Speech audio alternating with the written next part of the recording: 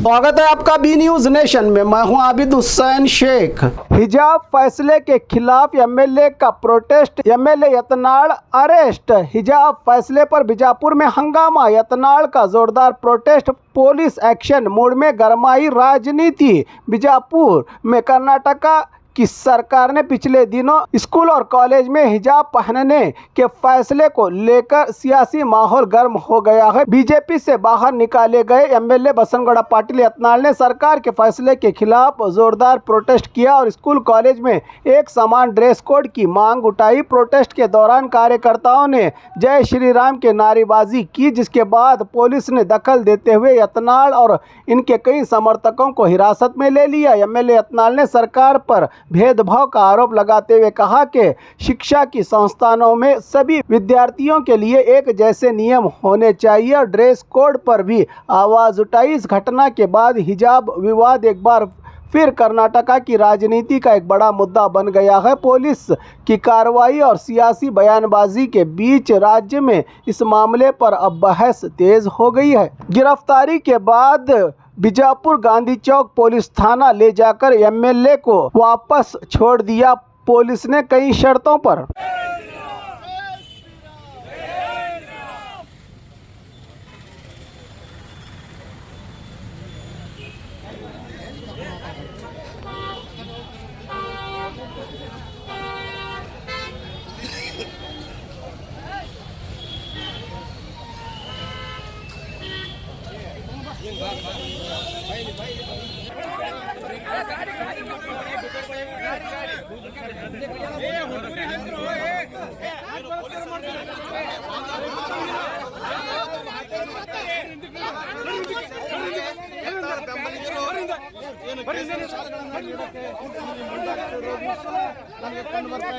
ಸದ್ಯ ಇಲ್ಲಿಯ ಪರಿಸ್ಥಿತಿ ಸ್ವಲ್ಪ ಮಟ್ಟಿಗೆ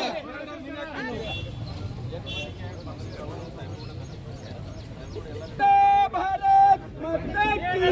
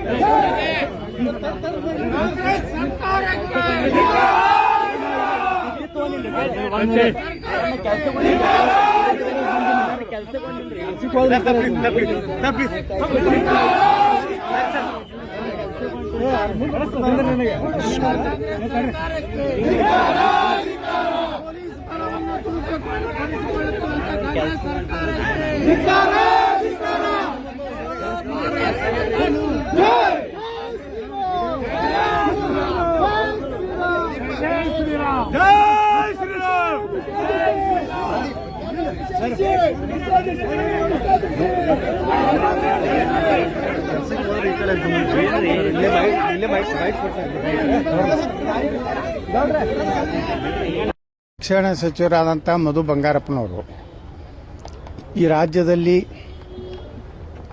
ಈಗಾಗಲೇ ನ್ಯಾಯಾಂಗದ ಒಂದು ವ್ಯಾಪ್ತಿಯಲ್ಲಿರುವಂಥ ಒಂದು ವಿಷಯ. ಇವತ್ತು ಅವರಿಗೆ ಬುರ್ಕಾ ಹಾಕ್ಕೊಂಡು ಬರಲಿಕ್ಕೆ, ಹಿಜಾಬ್ ಹಾಕ್ಕೊಂಡು ಬರಲಿಕ್ಕೆ ಅವರಿಗೆ ಅವಕಾಶ ಕೊಟ್ಟರು ಶಿಕ್ಷಣ ಸಂಸ್ಥೆಗಳಲ್ಲಿ. ಅದೇ ರೀತಿ ಕೇಸರಿ ಸಾಲ್ ಹಾಕ್ಕೊಂಡು ಬರಲಿಕ್ಕೆ ನಿಷೇಧ ಮತ್ತು ಯಾವುದೇ ಒಂದು ನಮ್ಮ ಶಿಕ್ಷಣ ಇಲಾಖೆಯಲ್ಲಿ ಸಮವಸ್ತ್ರದಾದಂಥ ಒಂದು ಅದರದೇ ಆದಂಥ ಒಂದು ಡ್ರೆಸ್ ಕೋಡ್ ಇದೆ. ಆ ಡ್ರೆಸ್ ಕೋಡ್ ಆಯಾ ಶಿಕ್ಷಣ ಸಂಸ್ಥೆಗಳು, ಆಯಾ ಸರ್ಕಾರಿ ಶಿಕ್ಷಣ ಸಂಸ್ಥೆಗಳು ಈ ಡ್ರೆಸ್ನಲ್ಲಿ ಬರಬೇಕಂತ ಹೇಳಿ ಅವರೊಂದು ನಿಯಮ ಮಾಡ್ಕೊಂಡಿರ್ತಾರೆ.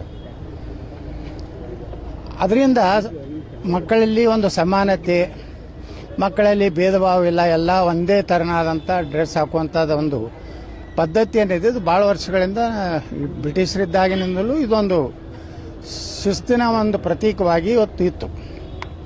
ದಿಢೀರ್ನೇ ಸಿದ್ದರಾಮಯ್ಯನವರ ಸರ್ಕಾರ ಈ ಮುಸ್ಲಿಮರಿಗೆ ಖುಷಿ ಪಡಿಸಲಿಕ್ಕೆ ನಾನು ನಿಮ್ಮ ಜೊತೆಗಿದ್ದೀನಿ ಅಂತ ಹೇಳಿ ಕೊನೆಯ ದಿನಗಳಲ್ಲಿ ಇನ್ನೇನು ಅಧಿಕಾರ ಹೋಗ್ತೈತೆ ಅನ್ನುವಂಥ ದಿನಗಳಲ್ಲಿ ಈ ರೀತಿ ನ್ಯಾಯಾಂಗದ ಒಂದು ವಿಚಾರಣಾ ದಿನದಲ್ಲಿದ್ದಾಗ ಈ ರೀತಿ ಒಂದು ಕರ್ನಾಟಕ ಸರ್ಕಾರ ಹಿಜಾಬಕ್ಕೆ ಅನುಮತಿ ಕೊಟ್ಟಿದ್ದು, ಇದನ್ನು ನಾವು ಪ್ರತಿಭಟಿಸಿ, ಇದು ನಾವು ಹಿಂದೆನೇ ಹೇಳಿದ್ದೀವಿ, ನಿನ್ನೆ ನಾವು ಹೇಳಿಲ್ಲ. ಅವತ್ತೇನು ರಾಜ್ಯ ಸರ್ಕಾರ ಆದೇಶ ಮಾಡಿತ್ತು, ಆ ಆದೇಶ ದಿವಸನೇ ಹೇಳಿದ್ದೀವಿ, ನಮ್ಮೆಲ್ಲ ಹಿಂದೂ ಮಕ್ಕಳು ಇನ್ಮೇಲೆ ಕೇಸರಿ ಶಾಲೆ ಹಾಕ್ಕೊಂಡು ಹೋಗಿ, ಹಣೆಗೆ ಕೇಸರಿ ತಿಲಕ ಹರ್ಕೊಂಡು ಹೋಗಿ, ಶಾಲೆ ಕ್ಲಾಸ್ ರೂಮ್ನಲ್ಲಿ ಶಿಕ್ಷಕರು ಅಟೆಂಡೆನ್ಸ್ ತಗುವಾಗ ಜೈ ಶ್ರೀರಾಮನ್ರಿ, ಜೈ ಭೀಮನ್ರಿ ಅನ್ನುವಂಥದ್ದನ್ನು ನಾವು ಅವತ್ತೇ ಘೋಷಣೆ ಮಾಡಿದ್ದೀವಿ. ಈಗ ಒಂದು 5-6 ದಿವಸದಿಂದ ಇನ್ನೂ ಈಗ ಶಿಕ್ಷಣ ಸಂಸ್ಥೆಗಳು ಕಾಲೇಜುಗಳು ಪ್ರಾರಂಭ ಆಗಿವೆ. ಆ ಹಿನ್ನೆಲೆಯಲ್ಲಿ ಇವತ್ತು ನಾವೆಲ್ಲ ವಿಜಯಪುರ ನಗರದ ನಮ್ಮೆಲ್ಲ ಕಾರ್ಯಕರ್ತರು, ಹಿಂದೂ ಕಾರ್ಯಕರ್ತರು ಏನು ಮಲತಾಯಿ ಧೋರಣೆ, ಒಂದು ಹಿಂದೂ ಸಮಾಜಕ್ಕೆ ಒಂದು ನ್ಯಾಯ, ಮುಸ್ಲಿಮರಿಗೊಂದು ನ್ಯಾಯ ಮಾಡದಂಥ ಈ ಒಂದು ಕಾನೂನನ್ನು ವಾಪಸ್ ತಗೋಬೇಕಂತೇಳಿ ನಾವು ನಮ್ಮ ಮಕ್ಕಳಿಗೆ ಇವತ್ತು ಕೇಸರಿ ಶಾಲೆ ಹಾಕ್ಕೊಂಡು ಹೋಗುವಂಥ ಒಂದು ಹೋರಾಟವನ್ನು ಮಾಡಬೇಕಂತ ಹೇಳಿ ಇವತ್ತೆಲ್ಲ ನಾವು ಇನ್ನೂ ಅಲ್ಲಿ ಬಂದು ಸೇರ್ತಾ ಇದ್ದೀವಿ. ಆದರೆ ಇವತ್ತು ರಾಜ್ಯ ಸರ್ಕಾರ, ಡಿ ಕೆ ಶಿವಕುಮಾರ್ ಸರ್ಕಾರ ಇವತ್ತು ಇನ್ನೂ ಸೇರ್ತಾ ಇದ್ದೀವಿ. ಪ್ರಜಾತಂತ್ರ ಹೋರಾಟ ಇದು. ಯಾವುದೇ ಈ ದೇಶದ ಕಾನೂನುಗಳಲ್ಲಿ ಯಾವುದೇ ರೀತಿಯಿಂದ ಅನ್ಯಾಯ ಆದಾಗ, ಯಾವುದೇ ರೀತಿ ತಾರತಮ್ಯ ಆದಾಗ ಹೋರಾಟ ಮಾಡೋದು ನಮ್ಮ ಪ್ರತಿಯೊಬ್ಬ ನಾಗರಿಕನ ಹಕ್ಕು. ಆದರೆ ಇವತ್ತು ಇನ್ನೂ ನಾವು ಹೋರಾಟ ಪ್ರಾರಂಭ ಮಾಡಿದ್ದೀವಿ. ಇನ್ನೂ ನಮ್ಮ ಕೆಲವೊಂದು ಕಾರ್ಯಕರ್ತರು, ಕೆಲವೊಂದು ವಿದ್ಯಾರ್ಥಿಗಳಿಗೆ ಶಾಲೆ ಹಂಚೋದು ಮಾಡಿದ್ದಾರೆ. ಆದರೆ ನಾವು ಇನ್ನೂ ಬಂದಾಗ ವಾಹನ ಇಳಿಯು ಪುರುಸತ್ತಿಲ್ಲ, ಪೊಲೀಸರು ಅರೆಸ್ಟ್ ಮಾಡುವಂಥದ್ದನ್ನು ನಮ್ಮನ್ನು ತಳ್ಳಿ ನಮ್ಮನ್ನು ಇವತ್ತು ಒಂದು ರೀತಿ ಅಪರಾಧಿಗಳ ಜೊತೆ ಮಾಡದಂಥ ರೀತಿಯಲ್ಲಿ ನಡ್ಕೊಂಡ್ರು. ಪೊಲೀಸರ ಈ ಒಂದು ದಬ್ಬಾಳಿಕೆ ಈ ರಾಜ್ಯದಲ್ಲಿ ಹೋರಾಟ ಮಾಡುವಂಥ ಶಕ್ತಿನ ಕುಂದಬೇಕನ್ನುವಂಥ ಉದ್ದೇಶದಿಂದ ಇವತ್ತು ಪೊಲೀಸ್ ಇಲಾಖೆಯನ್ನು ಸಂಪೂರ್ಣವಾಗಿ ರಾಜ್ಯ ಸರ್ಕಾರ ದುರ್ಬಳಕೆ ಮಾಡಿಕೊಂಡಿದೆ. ಪ್ರಜಾಪ್ರಭುತ್ವದ ಅಡಿಯಲ್ಲಿ ನಾವೇನು ಹೋರಾಟ ನಾವು ಶಾಂತ ರೀತಿ ಹೋರಾಟ ಮಾಡ್ತಾ ಇದ್ದೀವಿ. ನಮ್ಮ ಭಾವನೆಗಳನ್ನು ಸರ್ಕಾರಕ್ಕೆ ತಿಳಿಸ್ಬೇಕು ಅನ್ನೋಂಥದ್ದಕ್ಕೆ ಶಾಲು ಕೊಡುವಂಥ ಕಾರ್ಯಕ್ರಮ ಮಾಡ್ತಾ ಇದ್ದೀವಿ. ಹಾಗಾದರೆ ಹಿಂದೂಗಳ ಯಾವುದೇ ಶಾಲು ಕುಂಕುಮ ಹಚ್ಚುವುದೇ ಅಪರಾಧ ಈ ರಾಜ್ಯದಲ್ಲಿ. ನಾ ಈ ರಾಜ್ಯ ಸರ್ಕಾರಕ್ಕೆ ಎಚ್ಚರಿಕೆ ಕೊಡಕ್ಕೆ ಬಯಸ್ತಾ ಇದ್ದೀನಿ. ನಿಮ್ಮ ಇದೇ ರೀತಿ ಹಿಂದೂ ವಿರೋಧಿ ನೀತಿ ಮುಂದುವರೆದರೆ ನೀವು ಹೆಂಗೆ ಪಶ್ಚಿಮ ಬಂಗಾಳದಲ್ಲಿ, ಆಸಾಮದಲ್ಲಿ ಧೂಳಿಪಟಾಗಿ ಹೋಗಿರೋಲ್ಲ ಹಿಂದೂಗಳನ್ನು ವಿರೋಧ ಕಟ್ಕೊಂಡಿದ್ದಕ್ಕೆ, ಕರ್ನಾಟಕದಲ್ಲಿ 2028ಕ್ಕೆ ನೀವು ಧೂಳಿಪಟ ಆಗ್ತೀರಿ. ನೀವೇನಾದರೂ ತಿಳ್ಕೊಂಡಿರ್ಬೇಕು. ಭಾರತ ಆಗಲಿ ಕರ್ನಾಟಕ ಆಗಲಿ ಬಾಬಾ ಸಾಹೇಬ್ ಅಂಬೇಡ್ಕರ್ ಅವರು ಬರೆದ ಸಂವಿಧಾನ ಪ್ರಕಾರ ನಡಿಬೇಕು, ಇಲ್ಲಿ ನಿಯಮಗಳ ಪ್ರಕಾರ ನಡಿಬೇಕು. ಇಲ್ಲಿ ಸೋನಿಯಾ ಗಾಂಧಿ, ರಾಹುಲ್ ಗಾಂಧಿಯ ಸಂವಿಧಾನ ನಡೆಯೋದಿಲ್ಲ. ಇಲ್ಲಿ ನಡಿಬೇಕಾಗಿದ್ದು ನಮ್ಮ ಬಾಬಾ ಸಾಹೇಬ್ ಅಂಬೇಡ್ಕರ್ ಅವ್ರದ್ದು ಮತ್ತು ನಿಯಮಗಳು, ಹಾಕೊಂಡಂಥ ನಿಯಮಗಳು. ಅದನ್ನು ಬಿಟ್ಟು ನೀವು ಬೇಕಾಬಿಟ್ಟಿಯಾಗಿ ನೀವು ಏನು ಬೇಕಾದ್ರೂ ಮಾಡಿದ್ವಿ. ಮುಸ್ಲಿಮರ ತುಷ್ಟೀಕರಣಕ್ಕೆ ಒಂದು ರೀತಿ ಅತಿ ಅತಿ ಬಹುಶಃ ದೇಶದಲ್ಲಿ ಎಲ್ಲೂ ಇಲ್ಲ. ಮಮತಾ ಬ್ಯಾನರ್ಜಿ ನಂತರ ಕರ್ನಾಟಕದ ಈ ಸರ್ಕಾರ ಆ ರೀತಿ ಅತಿರೇಕವಾದಂಥ ನಿರ್ಣಯಗಳನ್ನು ತಗೋತಾ ಇದ್ದೀರಿ. ಮತ್ತು ಇನ್ನು ಮುಂದೆ ಏನಾದರೂ ತಿಳ್ಕೊಂಡಿರ್ಬೇಕು ನೀವು. ಹಿಂದೂಗಳ ಹೋರಾಟಗಳನ್ನು, ರಾಷ್ಟ್ರೀಯ ಸ್ವಯಂ ಸೇವಕ ಸಂಘದ ಯಾವುದಾದ್ರೂ ಚಟುವಟಿಕೆಗಳನ್ನು, ವಿಶ್ವ ಹಿಂದೂ ಪರಿಷತ್ತಿನ ಚಟುವಟಿಕೆಗಳನ್ನು, ಹಿಂದೂ ಪರವಾದಂಥ ಹಬ್ಬ ಹರಿದಿನಗಳಲ್ಲಿ ನೀವು ತೊಂದರೆ ಮಾಡಿದ್ರೆ ಅದಕ್ಕೆ ನಾವು ಸುಮ್ಮನೆ ಕುಂಡ್ರೋದಿಲ್ಲ. ನಾವು ಜೈಲಿಗೆ ಹೋಗ್ಲಿಕ್ಕೂ ತಯಾರಿದ್ದೀವಿ. ನಿಮ್ಮ ಸರ್ಕಾರ ಇನ್ನು 2 ವರ್ಷ ಅಷ್ಟೇ. ನೀವು ಹುಷಾರಿರ್ರಿ. ಇದೇ ರೀತಿ ಆದರೆ ರಾಜ್ಯದಲ್ಲಿ ದಂಗೆ ಹೇಳ್ತದೆ ಅನ್ನೋಂಥ ಎಚ್ಚರಿಕೆನೇ ರಾಜ್ಯ ಸರ್ಕಾರ ಕೊಡ್ಲಿಕ್ಕೆ ಬಯಸ್ತಾ ಇದ್ದೀನಿ.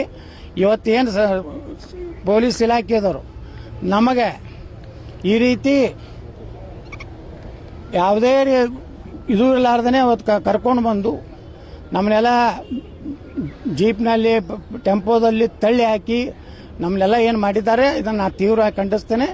ಇದು ಇಲ್ಲಿಗೆ ನಿಲ್ಲುವುದಿಲ್ಲ, ನಮ್ಮ ಹೋರಾಟ ನಿರಂತರ ಇರ್ತದೆ.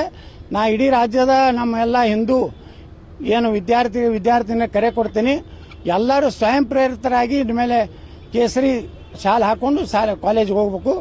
ಎಲ್ಲಿವರೆಗೆ ಈ ಹಿಜಾಬನ್ನು ಸರ್ಕಾರ ವಾಪಸ್ ತಗೋದಿಲ್ಲ ಅಲ್ಲಿವರೆಗೆ ನಾವು ಆ ಒಂದು ಶಿಸ್ತನ್ನು ಉಲ್ಲಂಘಿಸಬೇಕಾಗ್ತದೆ ಅಂತ ಎಚ್ಚರಿಕೆ ಕೊಡ್ಲಿಕ್ಕೆ ಬಯಸ್ತಾ ಇದ್ದೇನೆ.